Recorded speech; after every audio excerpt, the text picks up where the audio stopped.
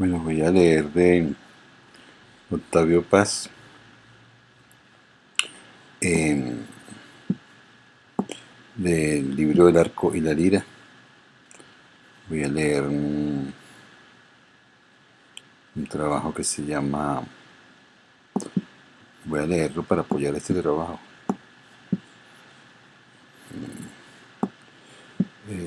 como apoyos conceptuales del arco y la lira, la parte que se llama poesía y poema.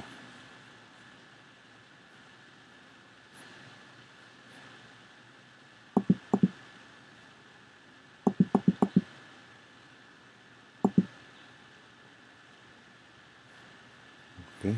Aquí lo tengo. Poesía y poema. La poesía es conocimiento, salvación, poder, abandono, operación capaz de cambiar el mundo. La actividad poética es revolucionaria por naturaleza, ejercicio espiritual, es un método de liberación interior. La poesía revela este mundo, crea otro, pan de los elegidos, alimento maldito, aísla, une, invitación al viaje, regreso a la tierra natal, inspiración, respiración, ejercicio muscular, plegaria al vacío, diálogo con la ausencia. El tedio, la angustia y la desesperación la alimentan. Oración, letanía, epifanía, presencia, exorcismo, conjuro, magia, sublimación, compensación, condensación del inconsciente, expresión histórica de razas, naciones, clases, conciencia de ser algo más que tránsito, experiencia, sentimiento, emoción, intuición, pensamiento no dirigido, hija del azar, fruto del cálculo, arte de hablar en una forma superior, lenguaje primitivo, obediencia a las reglas, creación de otras, imitación de los antiguos, copia de lo real, copia de una copia de la idea, locura, éxtasis, logos, regreso a la infancia, coito, nostalgia del paraíso, del infierno, del limbo, juego, trabajo, actividad ascética, confesión, experiencia innata, visión, música, símbolo, analogía. El poema es un caracol en donde resuena la música del mundo y metros y rima no son sino sus correspondencias, ecos de la armonía universal, enseñanza, moral, ejemplo, revelación, danza, diálogo, monólogo, voz del pueblo, lengua de los escogidos, palabra del solitario, pura e impura, sagrada y maldita, popular y minoritaria, colectiva y personal, desnuda y vestida, hablada, pintada, escrita, ostenta todos los rostros, pero hay quien afirma que no posee ninguno. El poema es una careta que oculta el vacío, prueba hermosa de la superflua grandeza de toda obra humana. ¿Cómo no reconocer en cada una de estas fórmulas al poeta que la justifica y que al encarnarla le da vida? Expresiones de algo vivido y padecido. No tenemos más remedio que adherirnos a ellas, condenados a abandonar la primera por la segunda y a esta por la siguiente. Su misma autenticidad muestra que la experiencia que justifica cada uno de estos conceptos los trasciende. Habrá pues que interrogar a los testimonios directos de la experiencia poética. La unidad de la poesía no puede ser asida sino a través del trato desnudo con el poema. Al preguntarle al poema por el ser de la poesía, no confundimos arbitrariamente poesía y poema. Ya Aristóteles decía que nada hay en el mundo excepto la métrica, que nada hay de común excepto la métrica entre Homero y Empédocles, y por esto, con justicia se llama poeta el primero y fisiólogo el segundo. Y así es, no todo poema, o para ser exactos, no toda obra construida bajo las leyes del metro contiene poesía, pero esas obras métricas son verdaderos poemas o artefactos artísticos, didácticos o retóricos. Un soneto no es un poema, sino una forma literaria, excepto cuando ese mecanismo retórico, estrofas, metros y rimas, ha sido tocado por la poesía. Hay máquinas de rimar, pero no de poetizar. Por otra parte, hay poesía sin poemas. Paisajes, poemas y hechos suelen ser poéticos. Son poesías sin ser poemas. Pues bien, cuando la poesía se da como una condensación del azar o es una cristalización de poderes y circunstancias ajenos a la voluntad creadora del poeta. Nos enfrentamos a lo poético. Cuando, pasivo o activo, despierto o sonámbulo, el poeta es el hilo conductor y transformador de la corriente poética, estamos en presencia de algo radicalmente distinto, una obra. Un poema es una obra. La poesía se polariza, se congrega y aísla en un producto humano, cuadro, canción, tragedia. Lo poético es poesía en estado amorfo. El poema es creación, poesía erguida. Solo en el poema la poesía se aísla y revela plenamente. Es lícito preguntar al poema por el ser de la poesía si deja de concebirse a éste como una forma capaz de llenarse con cualquier contenido. El poema no es una forma literaria, sino el lugar de encuentro entre la poesía y el hombre. El poema no es una forma literaria, sino el lugar de encuentro entre la poesía y el hombre. Poema es un organismo verbal que contiene, suscita o emite poesía. Forma y sustancia son lo mismo. Apenas desviamos los ojos de lo poético para fijarlos en el poema, nos asombra la multitud de formas que asume ese ser que pensábamos único.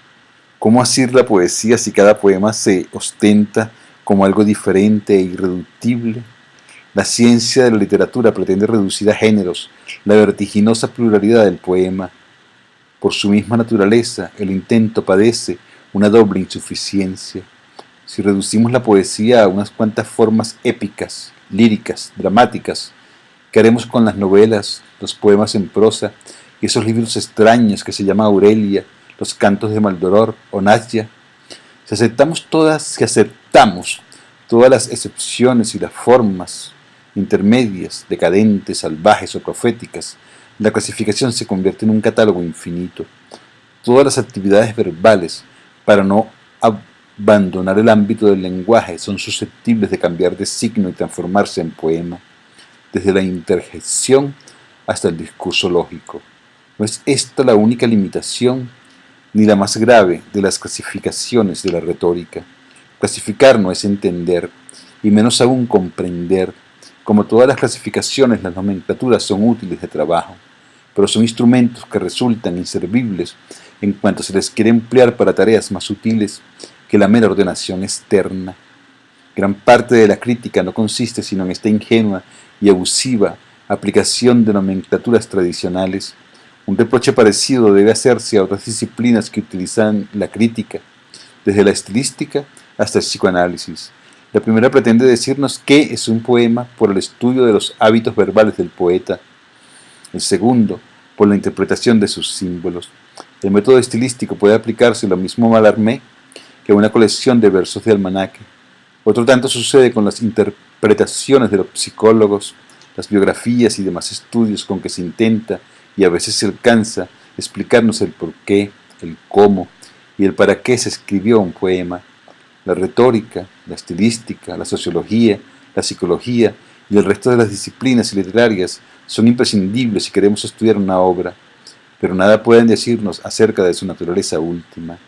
La dispersión de la poesía en mil formas heterogéneas podría inclinarnos a construir un tipo ideal de poema. El resultado sería un monstruo o un fantasma. La poesía no es la suma de todos los poemas. Por sí misma, cada creación poética es una unidad autosuficiente. La parte es el todo. Cada poema es único, irreductible e irrepetible. Y así, uno se siente inclinado a coincidir con Ortega y Gasset.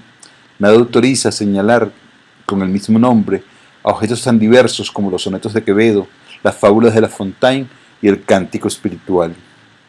Esta diversidad se ofrece, a primera vista, como hija de la historia. Cada lengua y cada canción engendran la poesía que el momento y su genio particular les dictan.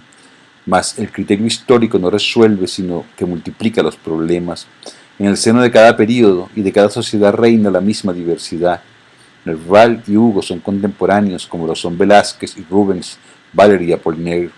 Si solo por un abuso del lenguaje aplicamos el mismo nombre a los poemas védicos y al haiku japonés, ¿no será también un abuso utilizar el mismo sustantivo para designar experiencias tan diversas como las de San Juan de la Cruz y su indirecto modelo profano, Garcilaso.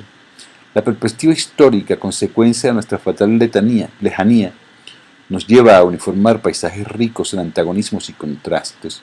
La distancia nos hace olvidar las diferencias que separan a Sófocles de Eurípides, a Tirso de Lope, y esas diferencias no son el fruto de las variaciones históricas, sino de algo mucho más sutil e inapreciable, la persona humana. Así, no es tanto la ciencia histórica, sino la biografía la que podría darnos la llave de la comprensión del poema, y aquí interviene un nuevo obstáculo. Dentro de la producción de cada poeta, cada obra es también única, aislada e irreductible. La Galatea o el viaje del Parnaso no explican a Don Quijote de la Mancha. Ifigenia es algo sustancialmente distinto del Fausto. Fuenteovejuna de la Dorotea. Cada obra tiene vida propia y las églogas no son la Eneida. A veces una obra niega a otra. El prefacio a las nunca publicadas poesías de Lutremont arroja una luz equívoca sobre los cantos de Maldoror. Una temporada en el infierno proclama locura la alquimia del verbo de las alucinaciones.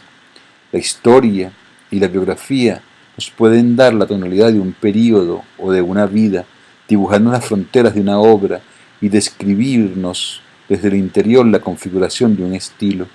También son capaces de esclarecernos el sentido general de una tendencia y hasta desentrañarnos el porqué y el cómo de un poema, pero no pueden decirnos qué es un poema. La única nota común a todos los poemas consiste en que son obras, productos humanos, como los cuadros de los pintores y las sillas de los carpinteros. Ahora bien, los poemas son obras de una manera muy extraña. No hay entre uno y otro esa relación de filialidad que de modo tan palpable se da en los utensilios. Técnica y creación, útil y poema son realidades distintas. La técnica es procedimiento y vale en la medida de su eficacia, es decir, en la medida en que es un procedimiento susceptible de aplicación repetida. Su valor dura hasta que surge un nuevo procedimiento. La técnica es repetición que se perfecciona o se degrada, es herencia y cambio. El fusil reemplaza el arco. La Eneida no sustituye a la Odisea. Cada poema es un objeto único, creado por una técnica que muere en el momento mismo de la creación. La llamada técnica poética no es transmisible, porque no está hecha de recetas, sino de invenciones que solo sirven a su creador. Es verdad que el estilo, entendido como manera común de un grupo de artistas o de una época, colinda con la técnica, tanto en el sentido de herencia y cambio, cuanto en el ser procedimiento colectivo. El estilo es el punto de partida de todo intento creador, y por eso mismo, todo artista aspira a trascender ese estilo comunal o histórico. Cuando un poeta adquiere un estilo, una manera, deja de ser poeta y se convierte en un constructor de artefactos literarios. Llamar a Góngora poeta barroco puede ser verdadero desde el punto de vista de la historia literaria, pero no lo es si se quiere penetrar en su poesía, que siempre es algo más. Es cierto que los poemas del cordobés constituyen el más alto ejemplo del estilo barroco, mas no se da demasiado a olvidar que las formas expresivas características de Góngora, eso que llamamos ahora su estilo, no fueron primero sino invenciones, creaciones verbales inéditas y que sólo después se convirtieron en procedimientos, hábitos y recetas. El poeta utiliza y adapta o imita el fondo común de su época. Eso es el estilo de su tiempo, pero transmuta todos esos materiales y realiza una obra única. Las mejores imágenes de Góngora, como ha mostrado admirablemente Dámaso Alonso, proceden precisamente de su capacidad para transfigurar el lenguaje literario de sus antecesores y contemporáneos. A veces, claro está, el poeta es vencido por el estilo. Abro paréntesis. Un estilo que nunca es suyo, sino de su tiempo. El poeta no tiene estilo, cierro paréntesis. Entonces, la imagen fracasada se vuelve bien común, botín para los futuros historiadores y filólogos. Con estas piedras y otras parecidas se construyen esos edificios que la historia llama estilos artísticos. No quiero negar la existencia de los estilos. Tampoco afirmo que el poeta crea de la nada. Como todos los poetas, Góngora se apoya en un lenguaje. Ese lenguaje era algo más preciso y radical que el habla, un lenguaje literario, un estilo, pero el poeta cordobés trasciende ese lenguaje, o mejor dicho, lo resuelve en actos poéticos irrepetibles, imágenes, colores, ritmos, visiones, poemas. Góngora trasciende el estilo barroco. Garcilaso, el toscano, Rubén Darío, el modernista. El poeta se alimenta de estilos. Sin ello no habría poemas. Los estilos nacen, crecen y mueren. Los poemas permanecen, y cada uno de ellos constituye una unidad autosuficiente, un ejemplar aislado que no se repetirá jamás. El carácter irrepetible y único del poema lo comparten otras obras, cuadros, esculturas, sonatas, danzas, monumentos. A todas ellas es aplicable la distinción entre poema y utensilio, estilo y creación. Para Aristóteles la pintura, la escultura, la música y la danza son también formas poéticas, como la tragedia y la épica. De allí que al hablar de la ausencia de caracteres morales en la poesía de sus contemporáneos, cite como ejemplo de esa omisión al pintor Zeuxis y no a un poeta trágico. En efecto, por encima de las diferencias que separan a un cuadro de un himno, a una sinfonía de una tragedia, hay en ellos un elemento creador que los hace girar en el mismo universo. Una tela, una escultura, una danza son a su manera poemas. Y esta manera no es muy distinta a la del poema hecho de palabras. La diversidad de las artes no impide su unidad, más bien la subraya. La diferencia entre palabra, sonido y color, las diferencias entre palabra, sonido y color han hecho dudar de la unidad esencial de las artes. El poema está hecho de palabras, seres equívocos que si son color y sonido, son también significado. El cuadro y la sonata están compuestos de elementos más simples, formas, notas y colores, que nada significan en sí. Las artes plásticas y sonoras parten de la no significación. El poema, organismo anfibio de la palabra, ser significante. Esta distinción me parece más sutil que verdadera. Colores y sones también poseen sentido. No por azar los críticos hablan de lenguajes plásticos y musicales, y antes de que estas expresiones fuerzas usadas por los entendidos fueran usadas por los entendidos, el pueblo conoció y practicó el lenguaje de los colores, los sonidos y las señas. Resulta innecesario, por otra parte, detenerse en las insignias, emblemas, toques, llamadas y demás formas de la comunicación no verbal que emplean ciertos grupos. En todas ellas el significado es inseparable de sus cualidades plásticas o sonoras. En muchos casos, colores y sonidos poseen mayor capacidad evocativa que el habla. Entre los aztecas, el color negro estaba asociado a la oscuridad, el frío, la sequía, la guerra y la muerte. También aludía a ciertos dioses, Tezcatlipoca, Mixcoac, a un espacio, el norte, a un tiempo, Tecpal, al Siles, a la luna, al águila. Pintar algo de negro era como decir o invocar todas estas representaciones. Cada uno de los 4 colores significaba un espacio, un tiempo, unos dioses, unos astros, un destino. Se nacía bajo el signo de un color, como los cristianos nacen bajo un santo patrono. ¿Acaso no resulte ocioso añadir otro ejemplo, la función dual del ritmo en la antigua civilización china? Cada vez que se intenta explicar las nociones de yin y yang, los 2 ritmos alternantes que forman el Tao, se recurre a términos musicales, concepción rítmica del cosmos. La pareja yin y el yang es filosofía y religión, danza y música, movimiento rítmico impregnado de sentido. Y del mismo modo, no es abuso del lenguaje figurado, sino alusión al poder significante del sonido, el empleo de expresiones como armonía, ritmo o contrapunto para calificar las acciones humanas. Todo el mundo usa estos vocablos, a sabiendas de que poseen sentido, difusa intencionalidad. No hay colores ni sones en sí, desprovistos de significación. Tocados por la mano del hombre, cambian de naturaleza y penetran en el mundo de las obras.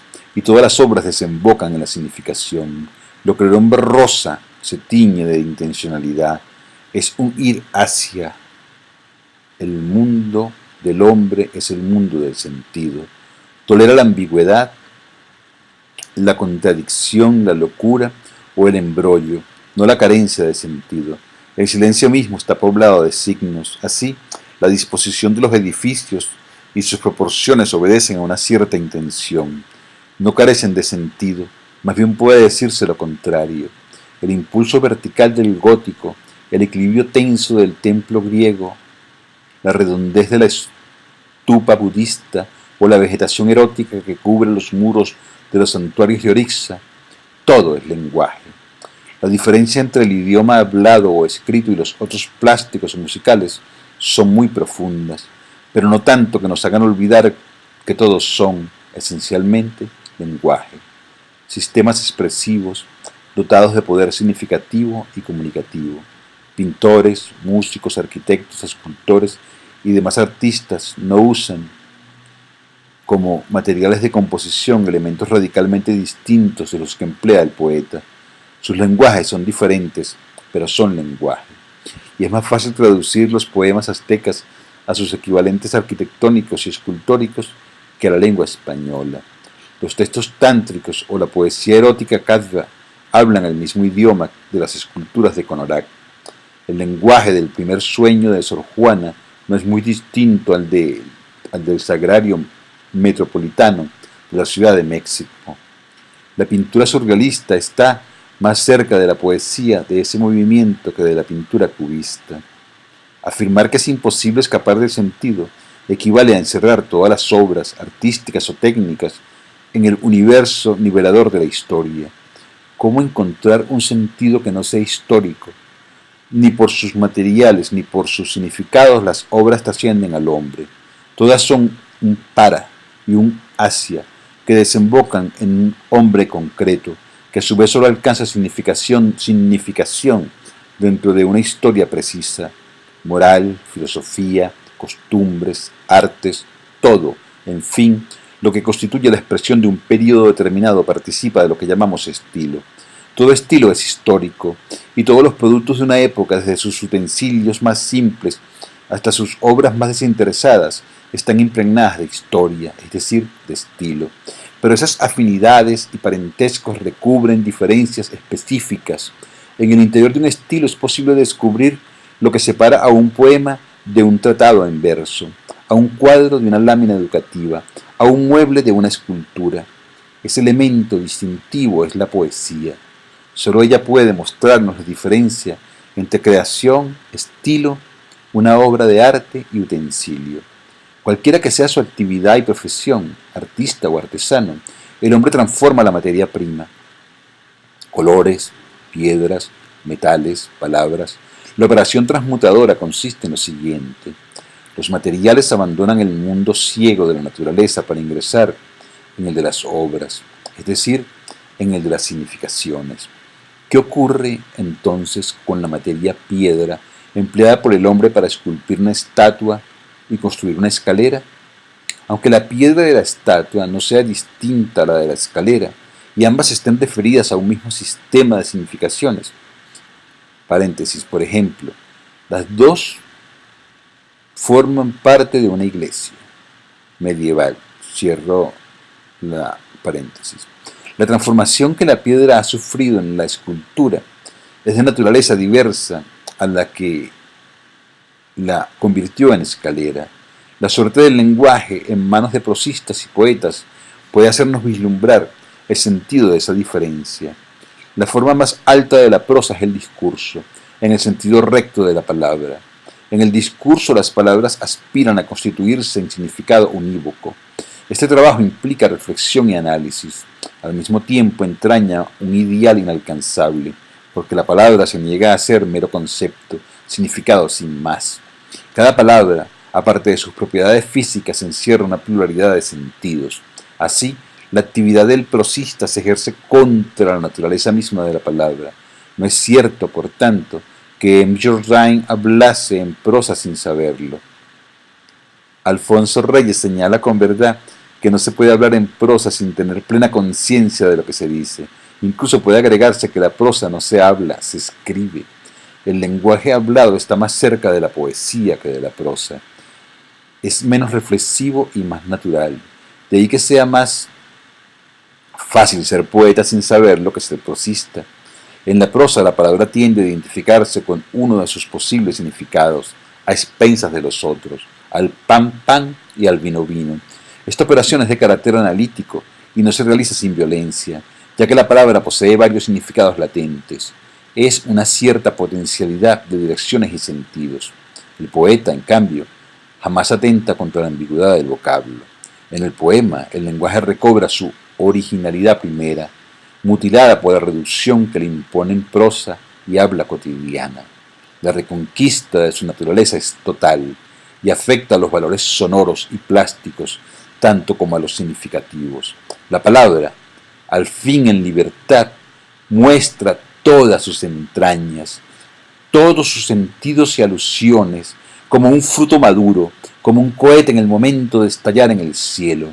El poeta pone en libertad su materia, el prosista la aprisiona. Otro tanto ocurre con formas, sonidos y colores. La piedra triunfa en la escultura, se humilla en la escalera. El color resplandece en el cuadro, el movimiento del cuerpo en la danza. La materia vencida o deformada en el utensilio recobra su esplendor en la obra de arte. La operación poética es de signo contrario a la manipulación técnica. Gracias a la primera, la materia reconquista su naturaleza. El color es más color, el sonido es plenamente sonido. En la creación poética no hay victoria sobre la materia o sobre los instrumentos, como quiere una vana estética de artesanos, sino un poner en libertad la materia. Palabras, sonidos, colores y demás materiales sufren una transmutación apenas ingresan en el círculo de la poesía. Sin dejar de ser instrumentos de significación y comunicación, se convierten en otra cosa. En cambio, al contrario de lo que ocurre en la técnica, no consiste en abandonar su naturaleza original, sino en volver a ella, ser otra cosa. Quiero decir, ser la misma cosa.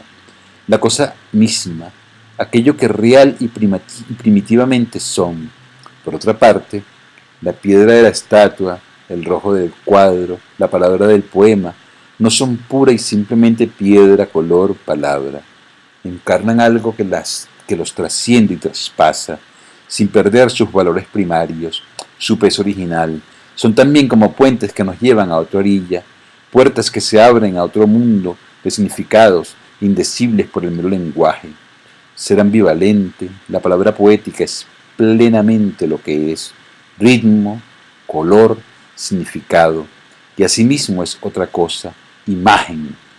La poesía convierte la piedra, el color, la palabra y el sonido en imágenes.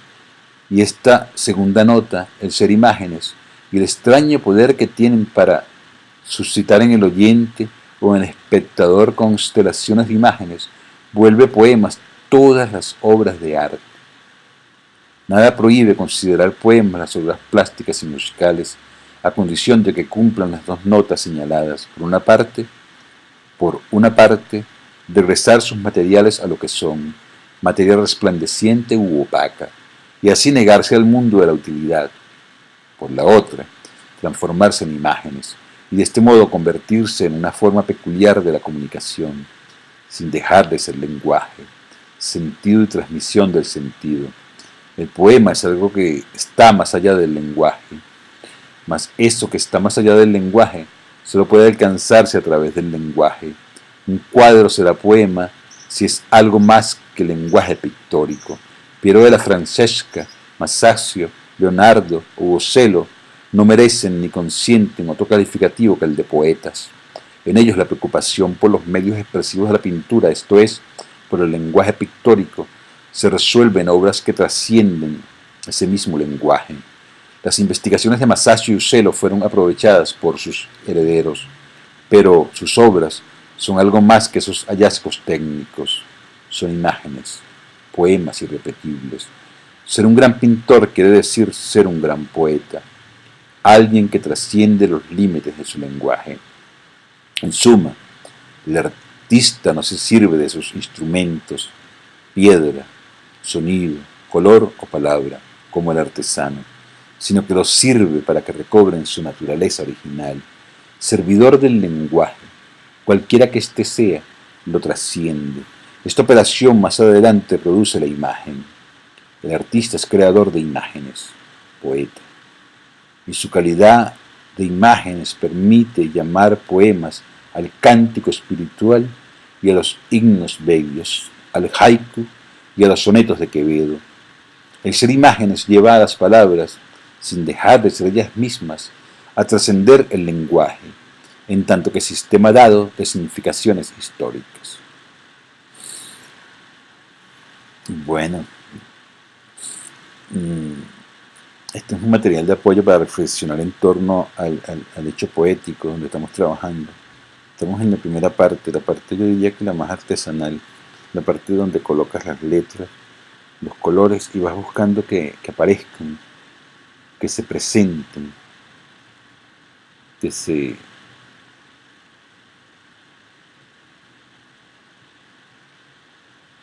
dejen ver tal cual son. Nada, este es su taller de iniciación a la escritura creativa. Estamos en la parte de la poesía, sin ser un taller de poesía. Y nada, no, traten de suscribirse al canal, es importante que se suscriban para yo seguir haciendo esto, para sentir que no estoy solo, pues. Gracias.